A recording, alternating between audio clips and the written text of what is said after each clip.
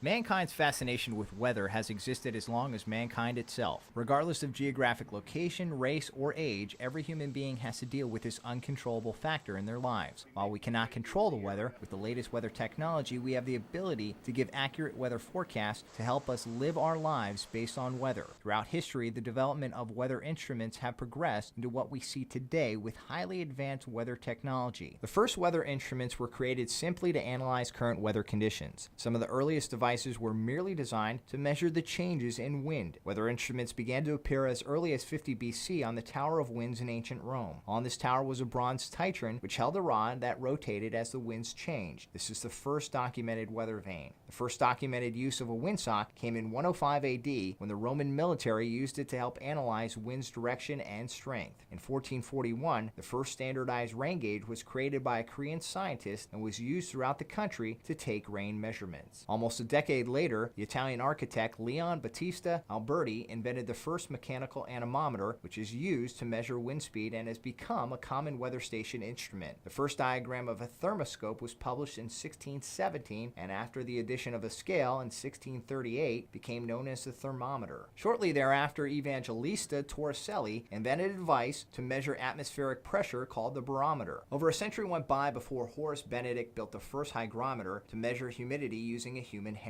4 decades passed before British chemist and meteorologist John Frederick invented a dew point hygrometer, which measures the humidity in the air. In 1843, the recording aneroid barometer came along, which was one of the first devices to record data. Those pressure readings could then be studied and analyzed against weather indicators to help to begin to understand and forecast weather. Near the end of the 19th century, experiments were carried out with high-flying instrumental weather balloons. The balloons would rise into the atmosphere and record information on atmospheric pressure, temperature, humidity, and wind speed. The 20th century brought with it the early origins of weather radar that began during World War II. While tracking aircraft, military radar operators noticed that the radar beam were also echoing precipitation. By 1943, the military had a number of ground-based and airborne weather radars in operation. After the war, military scientists continued to develop radar. Experiments by different groups were conducted to further explore this technology. In Canada, the Stormy Weather Group made a major discovery by establishing a relationship between radiant energy or reflectivity of the radar echo and rainfall rate. In the 1950s and 60s, weather services around the world developed the reflective radars that measured the location and magnitude of precipitation. It wasn't until the 1970s that weather radar became standardized and was included in organized networks. During this period, devices that could capture radar images were created. In 1964, the National Severe Storms Laboratory was created and began experimenting with using Doppler effect in radar. In the Doppler effect, sound wave frequencies change as objects are moving toward or away from the radar. In Doppler radars, the beam is sent out at a constant rate and changes depending on the motion of the object. The amount of change is then translated into a value for speed and motion. On May 24, 1973, in Union City, Oklahoma,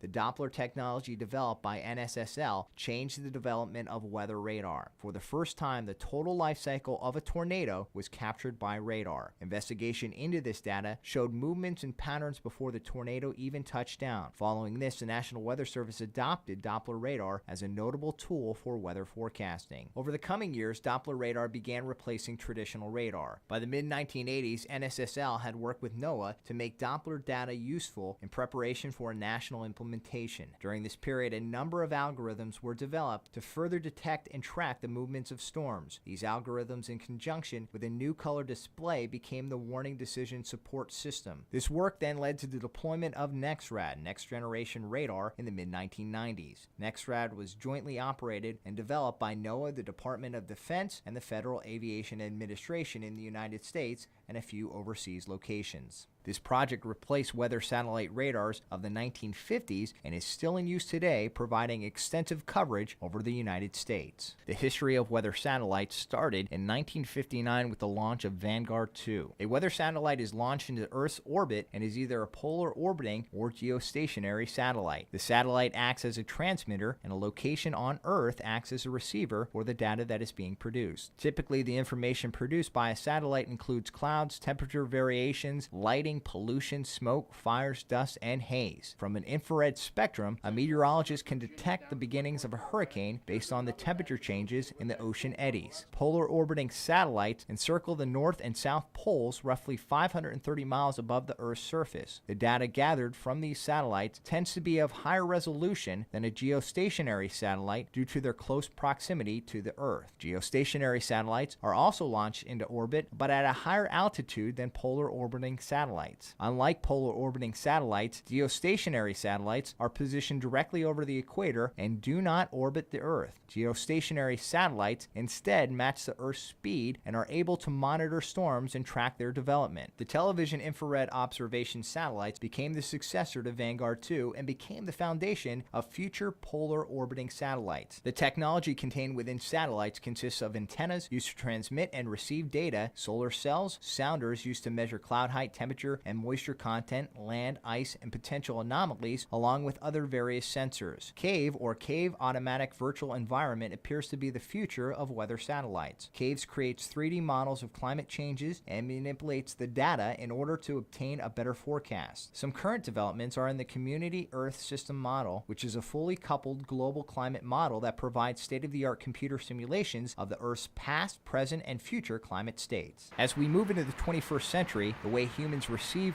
weather forecasts and information is changing dramatically. An internet-based survey conducted in November 2006 surveyed over 1,500 Americans and found that on average, the participants receive weather forecasts 3.8 times a day, which equates to over 100 times a month. When you extrapolate those findings by the U.S. adult population of 226 million, you find Americans access about 300 billion weather forecasts annually. While a third of those forecasts are still received through local television stations, more and more people are turning to the internet and wireless devices on a daily basis. As these numbers continue to grow and numeric weather models continue to become more accurate, it's hard to deny the importance computers and the internet have had on weather technology over the past 15 years. Supercomputers should improve predicting temperatures, humidity, and pinpointing when, where, and how much rainfall will occur by 10% on a daily basis. Research has also led to numeric computer models more precisely simulating the amount of moisture surface vegetation is releasing into the upper atmosphere, and the development of TAMDAR, a tiny device placed on low-flying aircraft to measure humidity, temperature, winds, ice, and turbulence. TAMDAR's information is then sent to weather centers on the ground and helps to more accurately predict severe weather. Parlay all this information together with new advancements in radar and satellite technology, and it's easy to see why daily weather forecasts have improved so much in the last 30 years. These days, a 4-day forecast is better than a 2-day forecast was 30 years ago. Not only that, severe weather has become more accurate too. Douglas Young, a meteorologist from the National Oceanic and Atmospheric Administration, says that our forecasts, on average for large storms, were about 90% accurate. Predicting a hurricane's path has also narrowed from 366 miles wide in 1985 to 111 miles today, which is a 67% increase in accuracy. What does all this mean as we move forward? One can only hope that the popularity of personal weather stations and mobile devices will only aid in the accuracy of information that's plugged into numeric weather models. That information, along with continued advancements in radars, satellites, computer speed, and the internet, should help to push forecasts to a place where one day year-ahead forecasts are commonplace.